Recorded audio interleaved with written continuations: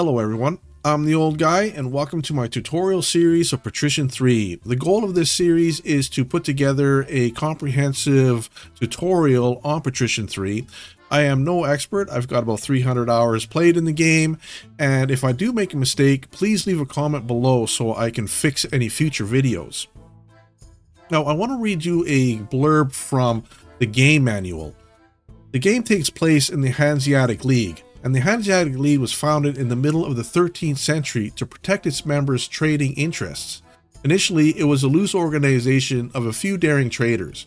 Over time, however, it developed into a very powerful trading concern. North Sea and Baltic traders had to be part of the Hanseatic League if they wanted to have any chance of succeeding. In its heyday, the Hanseatic League was much more than a community of merchants or towns. It held strong political sway and was something of a predecessor to the European Union. In other words, it was one of the first global players in the history of economics, even only if Europe and parts of Africa and Asia were known at the time, and America and Australia had not been discovered yet. Of course, not everyone could join the Hanseatic League. This was usually restricted to patricians. This class of wealthy and proud merchants ruled most towns in the Holy Roman Empire and even pushed the jealous nobility into the background. Patrician 3 lets you join this exciting world of discovery and new beginnings. Protected by the Hanseatic League, traders traveled between Lubeck and London, Cologne and Bergen, Riga and Novgorod. You were a small but ambitious trader, bent on succeeding and shaping your own empire. To this end, you gather information, set up trading offices in other Hanseatic towns, take on various assignments for which you are not always best qualified, and indulge in as much bribery as your purse will handle. However, it is not just base self-interest driving you in this. You will also desire wealth for your hometown and toil for recognition and prestige, dabble in local and national politics, ensure your competition is left standing, and confront evil pirates and unreasonable princes. In a word, you are busy. So that is what this whole game is about, is trading and building up your empire. So let's take a look at the start screen. We have tutorials here. The tutorials will take you through every aspect of the game, and we're going to go through all of this in this tutorial series and more. You get the game interface, ships, trading, building towns, and sea battles, and it gives you a small description of what each of these entails. The campaigns, there are 7 campaigns to choose from.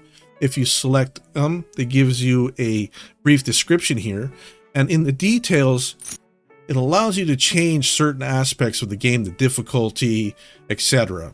Citizens, activity of the prince. We are going to go through this list later on in this video. Single player, we're going to leave for now. We're going to come back to this in a minute. Multiplayer, I'm going to leave this for you to discover. It's pretty self-explanatory. Load game. I have a lot of saved games here, and you can load games from your single player game and your campaign game. Options. We have the game resolution. This is the highest resolution it will go to in an unmodded game. If you mod the game, you can get into higher resolutions. Color depth, you have 32 and 16. Detail is high, medium, low, and off. Weather effects, off to high. Music volume, sound volume, and video volume. I have the sound turned, the music turned all the way off. I do not want to have any copyright strikes. Invert stereo off or on. Game speed, you can change the game speed at any time in the game. So I like to start it off at slow down mode. Event videos, on or off. These can get annoying if you play the game a lot. I like them a lot, so I always keep them on. Tooltips on or off. Convoy ships don't show. This means that it will only show the lead ship in a convoy. If you put it on to show, it'll show all the ships in the convoy. This could make your harbors very crowded if you have this turned on. Autosave, you can turn it off or go all the way up to 30 minutes. I like to keep it at about 3 minutes. We have credits if you want to see who's made the game, and exit to your desktop. Let's now go into the single player game. You can put your first and last name here, gender, male or female. The world map, there is 2 here. I don't know if there's any difference between these 2. I don't think so. So I always pick the standard map anyways. You can download more maps though from the internet. Hometown here. We'll pick this. Now this window has a lot of information. All these circles here are towns, and to give you an idea where the Hanseatic League is, London is right here. And if you hover over that, you can see that this is a Hanseatic trading office, London, and it produces beer, cloth, leather, meat, pig iron, and wool, and it somewhat produces grain. So it can produce effectively beer, cloth, leather, meat, pig iron, and wool, and somewhat produce grain. So you'll always get more of the effective than the normal. And this goes for every single city in this map.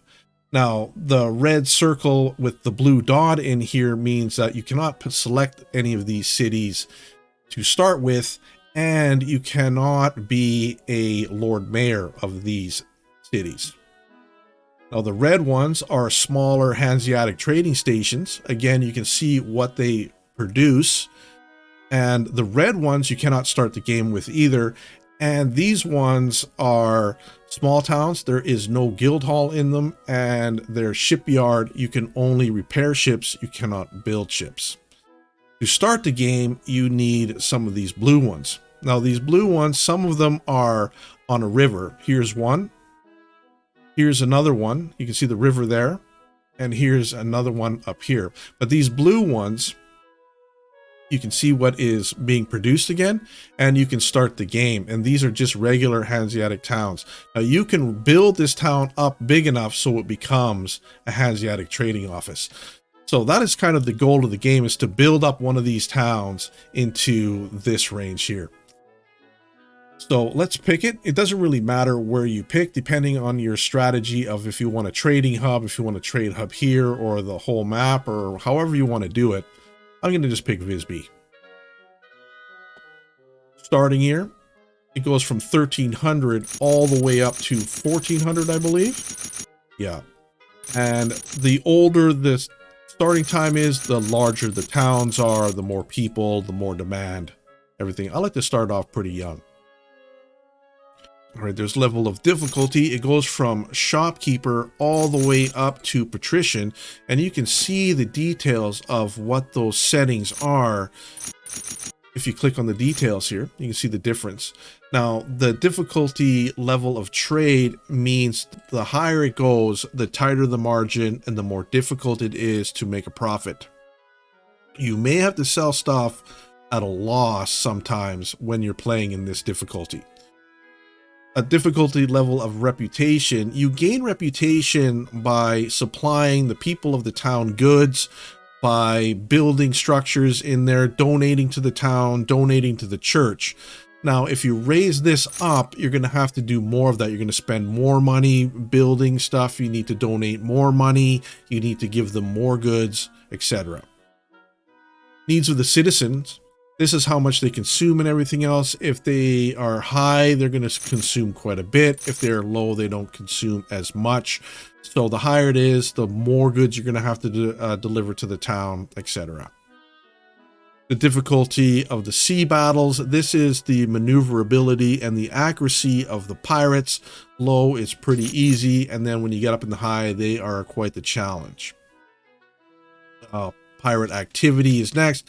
Low, this is how much the pirates appear on the map, how large their fleets get, etc. When you get up to high, they can be quite the nuisance. So I usually turn this to low myself because I don't really like the pirates that much. Activity of the prince. The prince demands goods from you, and if you don't make the prince happy, he will siege your town and rob it. So the more you turn this up, the higher it goes, the more he asks for. Starting capital. If you start at low, you get 1,000 gold. Normal, 10,000 gold. And high, 30,000 gold. That's the starting amount. Number of ships. If you're on low, you get yourself a Seneca when you start. If you start at high, you get a Seneca and a Crier to start. So there's that. Objective conditions right here. If you put this down to none, there is no winning conditions. You can play the game as long as you want until you get bored. If you go to this, the first person to reach Lord Mayor in the amount of time. So if you get Lord Mayor, or the game ends in 5 years. Alderman, the same thing. You get to Alderman, or the game ends in 5 years, or however you want to set it. Balance of points. Points is how well you are trading. The better that you trade, and the more that you trade, the more points that you'll get. And the one with the highest points after 1 year will win. The balance of wealth. How much money you have. The richest person in 1 year will win. And the Hanse population. The game will end at 70,000 inhabitants. I'm thinking that this 20,000 inhabitants is an intriguing one to play next. I think I'm going to do this in my next Let's Play. Game speed. You can change the game speed again at any time. So I always just start off at slow down mode. Let's get going. And here is the main game screen. And right here is the town.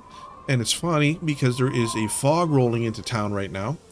And we're going to be covering the town screen here in greater detail in another video. But right now I want to talk about the elements that you see here on the UI. We'll start off with the population right here. Citizens of Visby. We are in Visby. Here's the town name. We got rich people, wealthy people, poor people, and beggars. And the number of each person here. So we have 8 beggars, 865 poor people, etc. And their attitudes. They're satisfied, satisfied, and satisfied. They can be happy or upset. And the downward arrow, it means that people are leaving these tiers. And if there was a green arrow, they're going up, and stagnant here that's not doing anything. So people are now leaving the rich and going into the wealthy, and people from the wealthy are going into the poor. Now, each one of these tiers of groups of people have demands. Beggars want one thing, and that is a job. To move a beggar into poor, you give them a job. Poor people, they need grain, beer, fish, and wood. And once that is covered, they're interested in pottery, oil, leather, and wool. So if you satisfy the people, they move into wealthy. Now, the wealthy people are interested in beer, fish, and wool. And then when they're happy with that, they would like meat, grain, wool, oil, and cloth.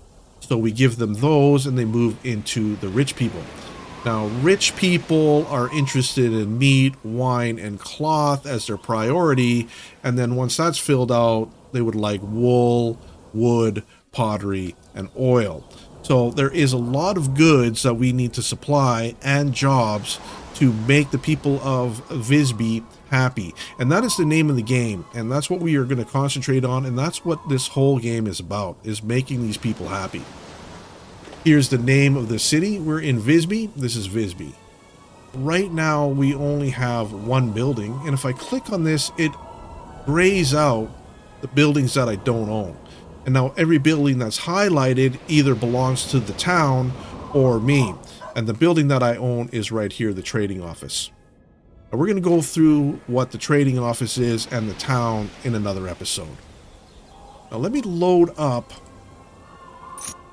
a game with a little bit more going on. And if I turn this off, you can see I have 30 buildings I own in this town. And if I turn it off, you can see that I've owned quite a bit here. Now this one right here, statistics. If I click on this, it brings up a very detailed charts and graphs and information. We have your own company here, competition, city data, and municipal comparison with a whole bunch of options in between. So there is a lot of detail in here. If you really want to nickel and dime and drill down on the data and look at how your organization and empire is running, this is a good place to go. This is the date and time, the 5th of March, 1306. And this is the chronicle. If I click on this, you can see all the things that has happened to my empire. This is sort of a newsletter about what's going on. There's a lot of information. This game is pretty far ahead, so there's a lot of stuff there.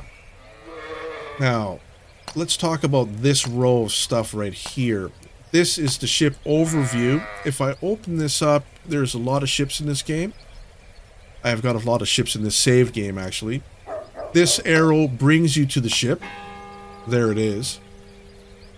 It tells you what the ship's name is. It's a hunter. That's the name of the ship. The type, it's a crier. This symbol means it's anchored. This symbol means it's traveling. They're on an expedition. They're traveling to Visby.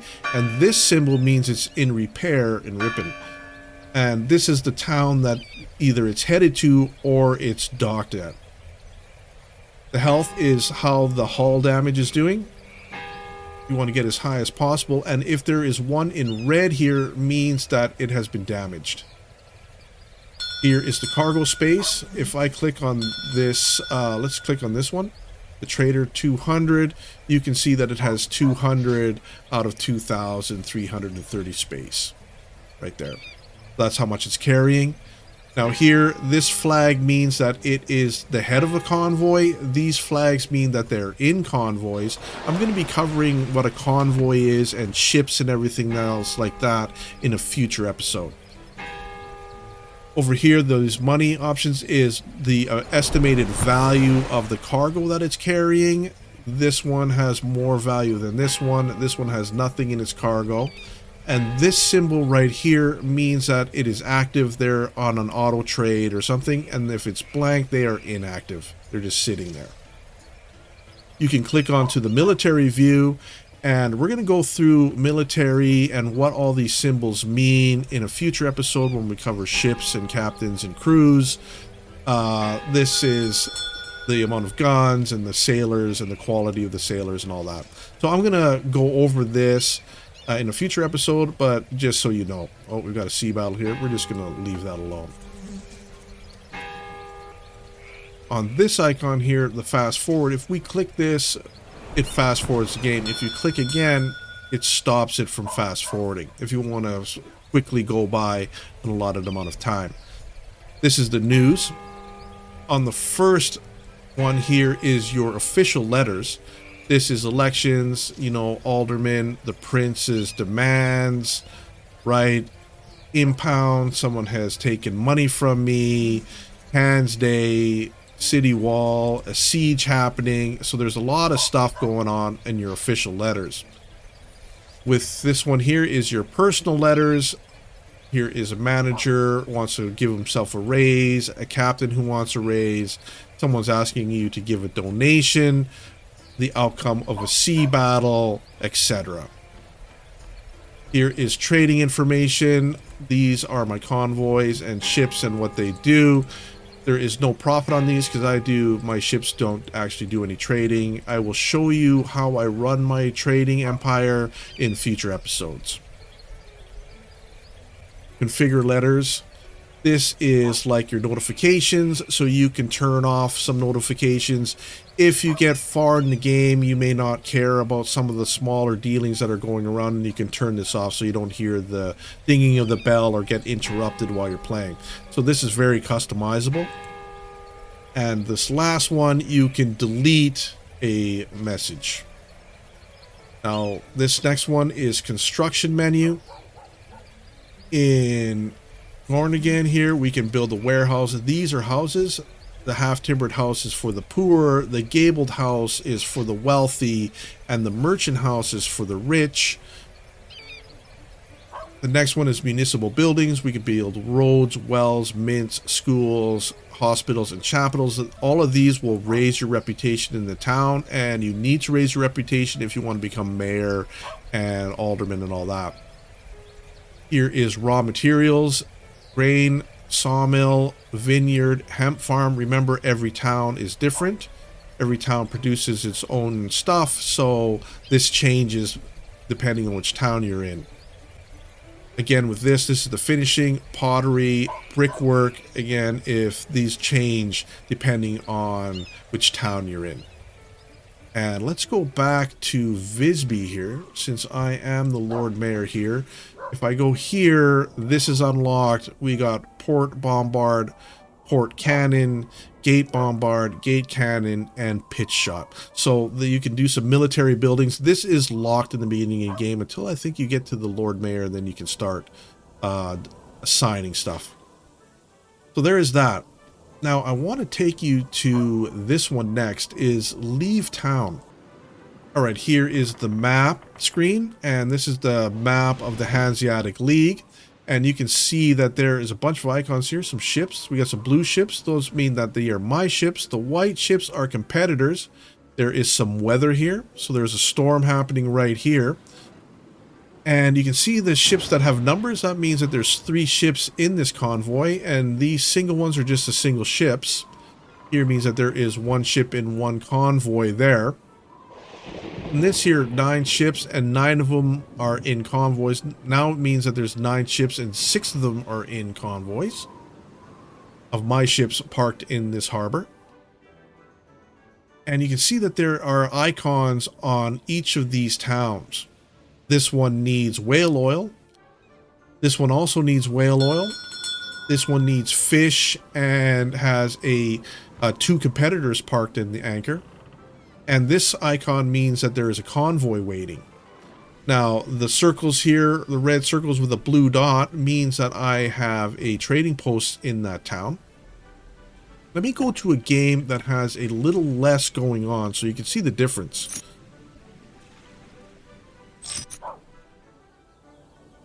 Now, in this one, you can see that there are red dots. These mean that there is towns that I do not have a trading post in. Now, you can enter a town that you don't have a trading post in if you have a fleet parked there. So I can go into this town, into the town view, and take a look at it. I can always go into the town view of my home base no matter what.